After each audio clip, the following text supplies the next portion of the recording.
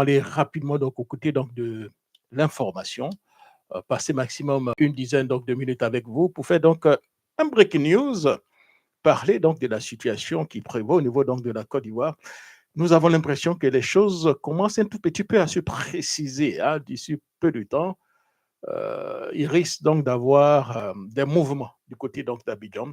Quand je parle de mouvement du côté d'Abidjan, maybe dans le bon sens. Alors, ça sera donc, je reviendrai tout à l'heure à ces informations. Je crois que donnez-moi une petite minute pour voir réellement le breaking news que donc, je viens donc de recevoir. Alors, il s'agit donc de quoi exactement? D'une information capitale que nous attendions avec donc l'émission.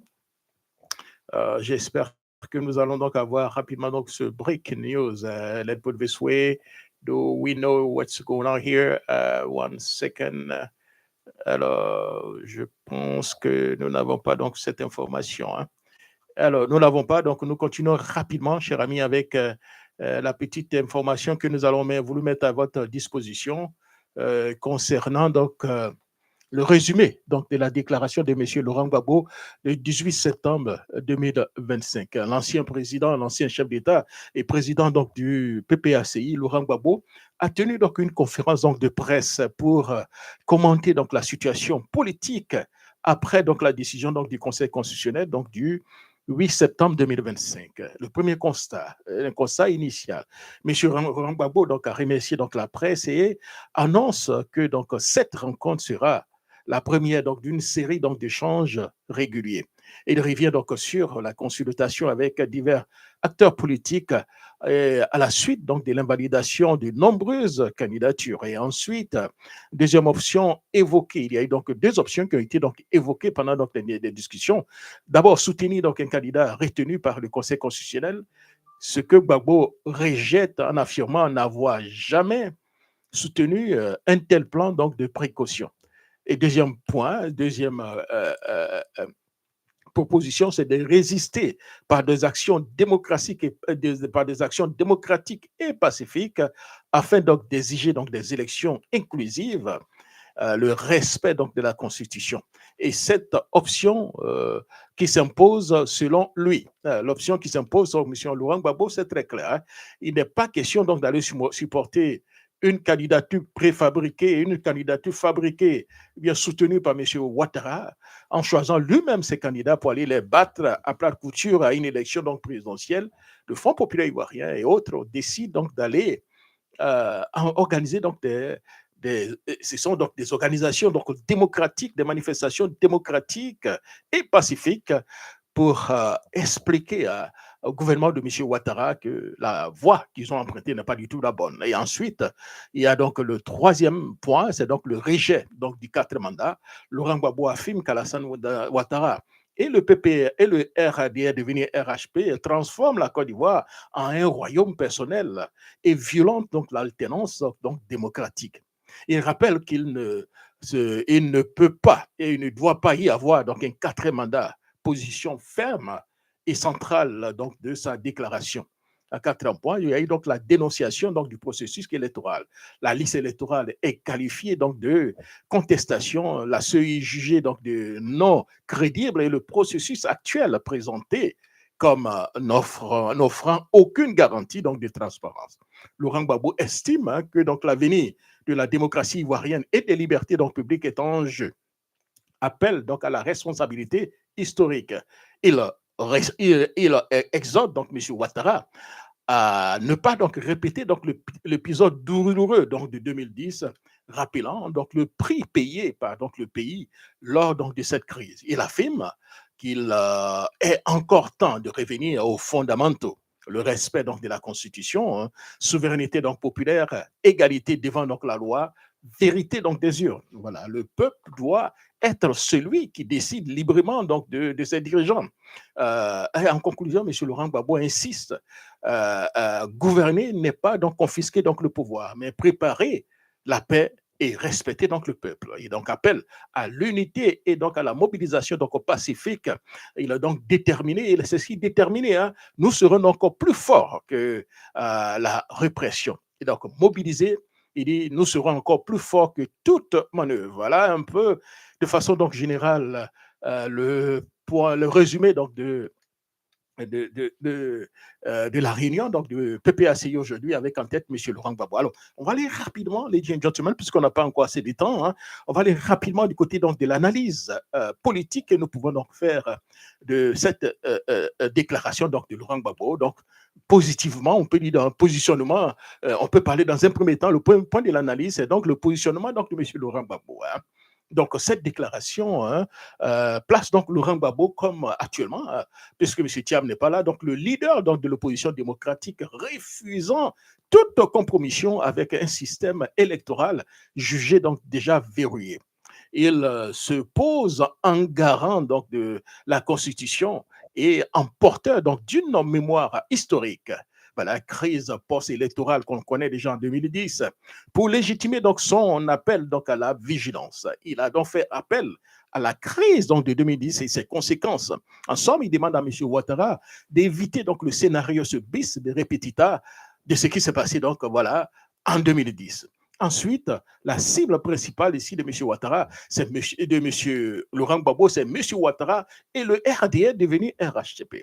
Donc, plus qu'un affrontement, hein, voilà, plus qu'un affrontement avec d'autres candidats, M. Laurent Gbagbo définit donc son adversaire réel, le régime du RDR devenu RHP et M. Ouattara. Il dénonce donc la logique monarchique et personnalise donc le pouvoir tout en rappelant donc que donc la Constitution doit respecter doit être respectée comme une boussole et non un obstacle à contourner. Nous savons que le RDR devenir RHP sa machine, c'est toujours des obstacles à contourner. Il crée donc des conditions pour exclure donc les autres candidats et il crée donc des conditions pour inclure M. Ouattara donc, dans la compétition. Voilà un peu donc la stratégie. Hein. On organise, on amène donc des avocats donc, du monde entier pour négocier, pour utiliser tous les coins, les petits recoins donc, de la constitution de l'hôtesse pour exclure donc des candidats potentiels. Et en même temps, on regarde dans tous les coins les recours de la constitution pour inclure M. Ouattara dans le processus donc, électoral. Alors, dans un troisième point au niveau de cette stratégie, c'est donc la stratégie adoptée Monsieur Laurent Gbagbo est clair. Donc, le rejet donc, d'un ralliement donc, opportuniste derrière donc, un candidat validé par le Conseil constitutionnel. Il dit c'est clair. Tous ces candidats que vous voyez, ce sont donc des candidats donc, de Ouattara. Ouattara les a choisis exprès parce qu'il sait qu'il peut les battre à plat couture. Ce sont des candidats qui ne pourront rien faire devant lui. D'ailleurs, vous voyez, aucun d'eux ne critique déjà, depuis quand vous allez à une élection et puis les gens ne critiquent pas le parti au pouvoir. Ils passent tout le temps à critiquer donc l'opposition et les gens de l'opposition. Ils passent tout le temps des boutades contre les gens de l'opposition. On a vu donc avec Blé Goudé qui est venu. Donc, bref, vous comprenez, ce sont des gens que M. Ouattara a utilisés en leur donnant peut-être 200 millions pour battre campagne, rien que pour les battre à plat couture. Donc, c'est ça, il a été clair. Donc, le rejet donc, d'un ralliement hein, opportuniste derrière donc, un candidat validé par le Conseil constitutionnel qui travaille avec M. Ouattara. Gbagbo veut donc se démarquer donc, de toute stratégie de compromis hein, qui viserait donc ses militants. Voilà, choix donc assumé donc de la résistance démocratique et pacifique à ceux qui cherchent à internationaliser donc son discours et à renforcer donc son image de démocrate face à un régime jugé donc autoritaire. Quatrième point, c'est donc la dimension, j'allais dire mémorielle, j'allais dire donc et morale de l'intervention donc de Monsieur Laurent Gbagbo. Monsieur Laurent Gbagbo hein, convoque donc la mémoire des crises passées, notamment celle donc de 2010 pour arrêter hein, contre la répétition donc, des erreurs. En bref, le bis repetita, M. Laurent Gbagbo n'en veut plus. Il se pose comme un dernier rempart aux côtés donc, de M. Ouattara. Donc, dans une perspective historique où Henri Konan Bédié n'est plus. À ce niveau, je crois que M. Laurent Gbagbo est en train de il regrette amèrement donc, le décès donc, de M. Henri Konan Bédié. Il se pose la question qu'aurions-nous fait si M. Konan Bédié était encore en vie? Donc aujourd'hui, l'impact attendu donc, est d'abord en interne. C'est donc la mobilisation donc, des partisans et la clarification de sa ligne politique en rejetant tout plan B ou plan de précaution. C'est clair. Vous quatre, vous avez décidé d'être candidat, donc vous savez pourquoi vous êtes candidat. Allez-y chercher donc vos électeurs. Certains ont conspiré même contre les candidats choisis par les partis politiques pour être là où vous êtes. Où vous êtes là, allez-y charger vos électeurs. D'ailleurs, les Ivoiriens ne sont pas du tout d'accord avec eux. C'est-à-dire que l'Ivoirien, c'est le paradigme, un nouveau paradigme qu'ils veulent. Tous ceux qui sont là, c'est des gens qui ne font pas la fête. C'est-à-dire, si c'était des personnes qui avaient été supportées, parce que je dis, si Simone Gbagbo avait été supporté par l'opposition, elle allait battre M. Ouattara. Si Jean-Louis Billon avait été supporté par l'opposition, il allait battre M. Ouattara. Si Don Melo avait été supporté, son parti et l'opposition, il allait battre M. Ouattara. Mais ces personnes n'ont pas été supportées par leur parti politique. Ils sont allés en candidat libre. Bon, vous êtes élu, donc allez-y, maintenant faites votre campagne. Maintenant, vous dites, oh oui, je remets ma campagne dans la main de M. Gbagbo et puis M. Thiam. Diane, tu mets sa campagne dans la main de Gbagbo et Thiam comment? Tu étais candidat là, tu ne chassais pas, tu ne savais pas qui allait voter pour toi. C'est maintenant là que tu vas remettre ta campagne dans la main de Pierre ou Paul. À l'externe, ça on a parlé donc sur le plan interne. À l'externe, c'est un message destiné donc à la communauté internationale pour dénoncer donc le déficit démocratique en Côte d'Ivoire et rappeler donc à la vigilance, ladies and gentlemen. Donc voilà, bref. En résumé, ce que nous pouvons dire, c'est que Laurent Gbagbo choisit l'affrontement politique et pacifique et idéologique plutôt que donc le compromis. Il ne veut pas de compromission, vous comprenez. Il veut donc un affrontement idéologique, passif et pacifique, plutôt qu'un compromis. Il se positionne donc en garant de la démocratie. Parce que moi, Laurent Gbagbo, je suis allé en prison plusieurs fois parce que j'ai parlé de la démocratie. J'ai combattu mon père Houphouët-Boigny aujourd'hui, je pense qu'il regarde Houphouët-Boigny d'ailleurs, tout pour une affaire donc de démocratie. Mais des collègues sont allés en prison, on a perdu beaucoup de choses pour la démocratie. Et toi, Ouattara, tu arrives, toi qui nous as mis en prison hier, c'est toi qui vas bâillonner donc cette démocratie. Monsieur Laurent Gbagbo dit, on ne peut pas accepter cela, c'est clair. Donc, monsieur Laurent Gbagbo se positionne donc en garant de la démocratie et un adversaire frontal d'un 4e mandat de M. Ouattara, cherchant donc à rallier non seulement donc ses partisans, mais aussi l'opinion publique nationale et internationale autour d'un discours de légitimité constitutionnelle et populaire. M. Laurent Gbagbo est clair. C'est des gens qui n'ont ni la légitimité populaire, c'est des gens qui veulent s'imposer, ils veulent utiliser la force brute et brutale, les intimidations à tous les niveaux pour se maintenir donc au pouvoir. En somme, je suis au pouvoir. Tu n'as pas dû typer. Voilà. Si tu peux, il faut faire ma voix. J'ai l'armée. J'ai pratiquement les 8 pouvoirs avec moi. Toi, tu dis quoi maintenant? J'ai les 8 pouvoirs. J'ai le pouvoir exécutif. J'ai le pouvoir législatif. Voilà. J'ai le pouvoir judiciaire. Voilà. Je contrôle la CEI. Je contrôle le Conseil constitutionnel. Je contrôle la Cour suprême. Je contrôle pratiquement tous les juges. Je contrôle même l'argent donc, de l'État ivoirien. Je peux utiliser ça comme je veux. Ma campagne, je peux même dépenser 200 milliards pour gagner. Vous comprenez? Je contrôle la police. Je contrôle la gendarmerie. Je contrôle les forces donc, de l'ordre. Je contrôle tout en Côte d'Ivoire, vous comprenez. Voilà. Donc, c'est moi le tout-puissant. Je suis l'autocrate. Ouattara. Voilà. En somme, ladies and gentlemen, what is going on here? Yeah. Voilà. Et à ce temps, Laurent Gbagbo dit je ne peux pas accepter ça. Moi, Laurent Gbagbo, toute ma vie, depuis que j'avais 18 ans, à partir de 19 ans, je suis allé à la prison pour une affaire donc, de démocratie. Et toi, celui qui m'a mis en prison pendant que des années, ça a été donc M. Ouattara. Il m'a mis en prison donc en 2000, c'est ça, en 2000, c'était en 92, c'est ça, non, en 91, 92, je crois, 91, 92, 92. Voilà, en 92. Et en plus, c'est toi qui m'as mené dans la Cour pénale internationale où j'ai passé pratiquement 8 ans parce que je défendais donc la démocratie. Et aujourd'hui, c'est toi où tu veux jouer donc l'autocrate.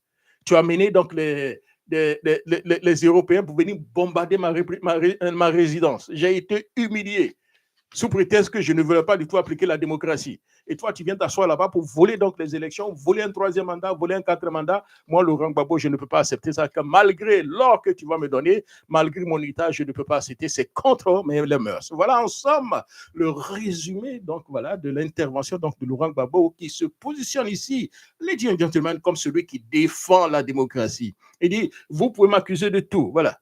Mais moi, ma legacy, ce que je peux laisser aux populations, c'est que quand on voit Laurent Gbagbo, on associe mon nom donc à la démocratie. Le reste, d'accord. Je peux accepter, comme ils disent, tout ce que vous voulez. Mais quand on dit Laurent Gbagbo, on associe mon nom avec la démocratie. Donc, je ne peux pas accepter ce qui est en train donc de se passer. Donc, ladies and gentlemen, this is what's going on here. And we definitely gonna try to have a show probably Friday. I don't know Friday if we definitely gonna have a time to have another show. I don't even know, but we're gonna try. Tomorrow will really be a busy day for us. We got a lot of show, a lot of thing going on in Washington D.C. So I don't really know if we're gonna be able to have a show tomorrow. Saturday, maybe with Dr. Bogasako.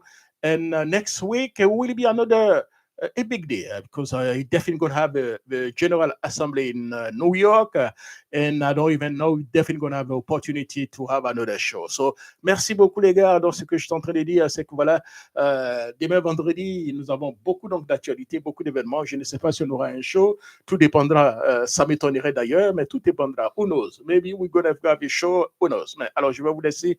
Je vais certainement vous permettre donc de. Voilà, bon, voilà, on verra. Samedi, certainement avec le docteur Bogasako Gervais. Et puis en plus, la semaine prochaine commence l'Assemblée générale des Nations Unies. J'avais eu donc des échos qu'on dirait que M. Ouattara est fâché parce que Jacques Rouget dit qu'il a fraya. Donc, il veut revenir donc à l'Assemblée générale. Je ne sais pas si cette information est vraie ou bien c'était une boutade, mais j'ai vu ça en flash avant donc de venir. Bon, je n'ai pas pu vérifier. Hein. Voilà, peut-être que c'était un fake news ou knows. Et que voilà, M. Ouattara aurait encore réchanger donc ton point de vue, donc venir à l'Assemblée générale. J'ai dit, ça là, c'est un fake news. Hein. Je n'ai aucune information, j'ai vu ça en flash.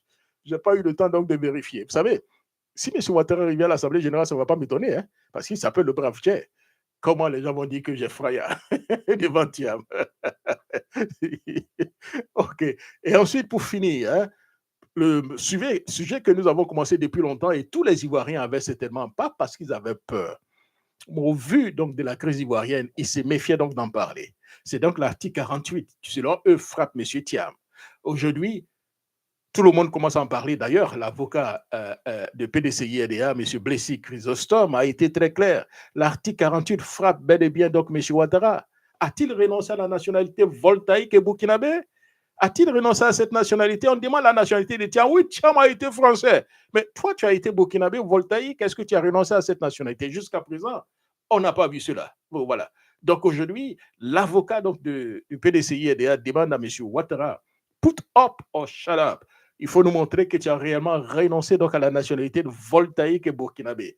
Tu accuses Thiam d'avoir eu la nationalité donc, française, donc il ne peut pas être candidat. Et toi, tu as eu la nationalité burkinabé voltaïque. Est-ce que tu as renoncé à cette nationalité? Se poser la question ne veut pas dire qu'on insulte quelqu'un. Vous comprenez? Mais quand on dit Thiam est français, oui, on n'insulte pas, oui, on n'insulte pas Thiam. Mais si on dit Ouattara est voltaïque, oui, on insulte Ouattara. Voilà un peu, si vous voulez, la duplicité que nous avons dans ce pays. Hein, voilà. Merci beaucoup, cher ami. Et puis, donc, rendez-vous pour une autre émission. Who knows? Peut-être demain. Mais ce qui est sûr, samedi, nous serons là pour une autre émission avec le labo ivoirien, avec Dr Bogasako Gervais, avec lui faire un peu le point de la situation. Alors, merci beaucoup et surtout, portez-vous bien. Il doit être 20h34 niveau GMT et puis, je crois, 22h34 du côté donc de Mars, de Eugénie. Voilà, Eugénie. Elle est restée éveillée pour écouter Jacques Roger. Yako, Eugénie, Yako. Yako.